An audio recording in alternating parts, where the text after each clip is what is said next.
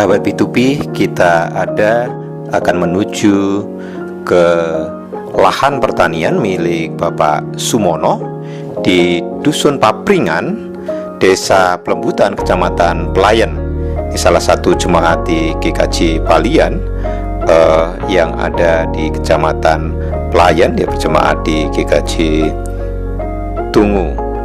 Nah, kita akan menuju ke area pertanian milik Bapak Sumono. Ia memiliki area pertanian seluas 500 meter persegi dan 200 meter persegi diantaranya dipakai untuk menanam lombok. Yang untuk pertama kalinya Bapak Sumono menanam lombok. Nah, kita lihat bagaimana tanaman lomboknya yang akan mulai panen pada masa ini. Tapi ada kesulitan di dalam penjualannya karena harga cabai yang anjlok. Nah, Pak Sumono ini dia bertani secara mandiri. Jadi untuk pertama kalinya dia baru mulai menanam lombok, tetapi pas panennya harganya cabai anjlok.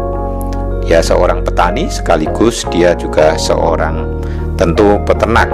Nah, lahan inilah lahan cabenya yang cukup lumayan lebat dan bagus hasilnya sebenarnya.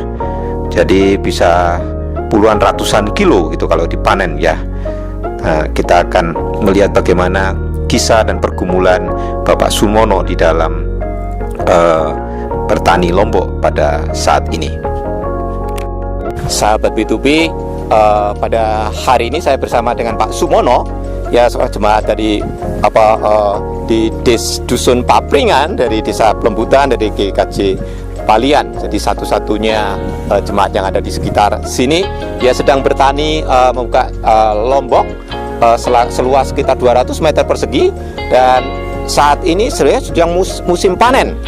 Tetapi ternyata harga saat ini sedang anjlok, jadi dihargai hanya 4.000 1 kilo. Biasanya bisa 50.000 sampai 100.000 gitu ya, petani lombok. Nah, ini pengalaman pertama Pak Sumono, bagaimana mempersiapkan lahan ini dan bagaimana pergumulan Pak Sumono ya untuk mengolah lombok ini ya. Saya adalah petani mandiri ini sebenarnya. Jadi pada waktu menanamnya kita persiapkan dulu, kemudian kita benih juga kita beli, dan segala halnya mandiri, tidak ada bantuan segala. Cuman sayangnya ini harga cabai sekarang ini dan benar-benar anjlok ini. Sebenarnya sudah siap panen ini, tapi gimana harga terlalu rendah, nggak seperti biasanya. Apa karena ada virus corona ini apa gimana ini?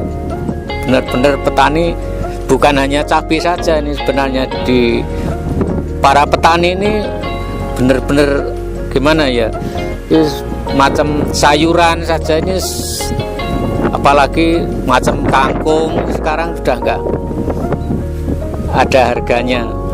Jadi petani itu benar-benar merasakan gimana, tidak ada keuntungannya istilahnya kalau kita bandingkan dengan modal kita. Tapi ya gimana lagi, petani tetap semangat dalam bekerja karena ya itulah untuk menopang dalam kehidupan. Mungkin bagaimanapun juga biar kita tetap semangat untuk. Selain bertani Bapak untuk ngolah apa lagi Pak? Oh ya, selain petani, kita karena petani itu memang rata-rata ya harus istilahnya punya ternak lah. Jadi ya selain cabai bisa kita menanam jagung untuk umpan. Makan ternaknya nanti. Makan ternak, sebab di sini kalau musim kemarau begini banyak kan makanan ternak tuh beli. Jadi ada suatu keuntungan juga itu bisa menanam jagung itu untuk ternak. Ya, itu aja untungnya petani hanya di situ. Jadi nggak beli. Sekarang ternak apa Pak? Kambing Ya juga, itu kalau di sini hanya sapi rata-rata ya satu sapi itu. Ya. Sapi kambing satu gitu aja. Gitu. Oke. Mungkin ini. Ya, terima kasih Pak Mono. Jadi sahabat B2B, kita melihat bagaimana pergumulan seorang petani yang jadi hidupnya bersandar dan bergantung secara mata pencaharian adalah dari bertaninya dan dari pertanian Lombok yang sudah ini berapa bulan Pak? 2 bulan seharusnya sudah panen. Dengan dia modal untuk bisa menanam selain tenaga, setiap hari harus mempersiapkan semuanya ini, dia 400-an ribu benih yang dia harus beli, dan saat ini dia belum kembali, belum ada pemasukan karena ini pas mau panen harganya cabai Lombok jatuh.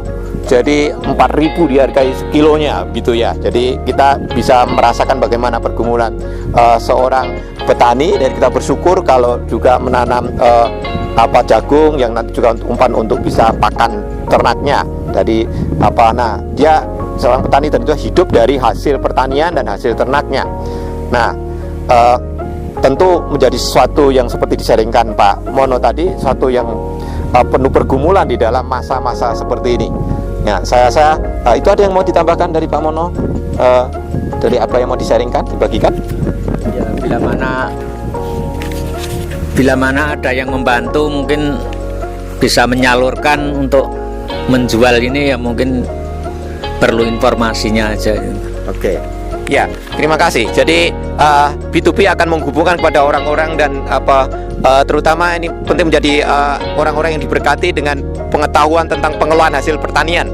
Ya, teman-teman dari alumni pengelolaan hasil pertanian, silakan bisa juga memberikan ilmunya, dan tentunya B2B juga akan mengusahakan untuk lihat dari bagaimana nanti lombok-lombok yang sudah merah dan yang sudah dipanen dan kemudian nanti akan diolah secara sederhana supaya itu menolong juga untuk Pak Mono, supaya Pak Mono boleh juga bisa menghidupi keluarganya. Nah, berkat Tuhan itu akan mengalir melalui keterbatasan yang ada dengan kondisi yang ada itu, sehingga Pak Mono dan keluarga juga boleh mengalami berkat Tuhan di dalam kondisi yang demikian.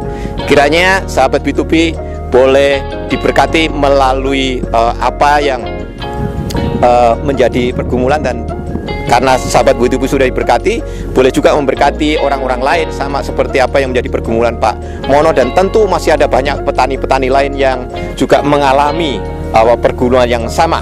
Nah, B2B menghubungkan, memfasilitasi sahabat untuk boleh ikut membantu, dan juga bisa jadi nanti membeli hasil produk dari para petani yang sedang mengalami sedemikian, produk olahan dari cabenya begitu, sehingga nanti bisa dikembangkan lebih jauh. Ya, saya rasa itu sahabat B2B yang diberkati Tuhan.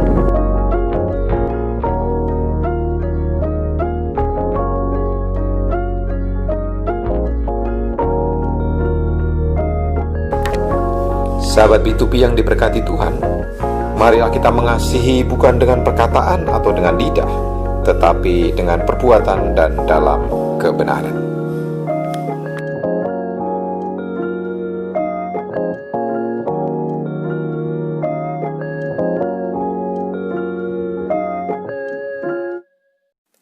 Jangan lupa sahabat B2B untuk like, share, subscribe, dan nyalakan lonceng notifikasi supaya channel ini memberkati lebih banyak orang.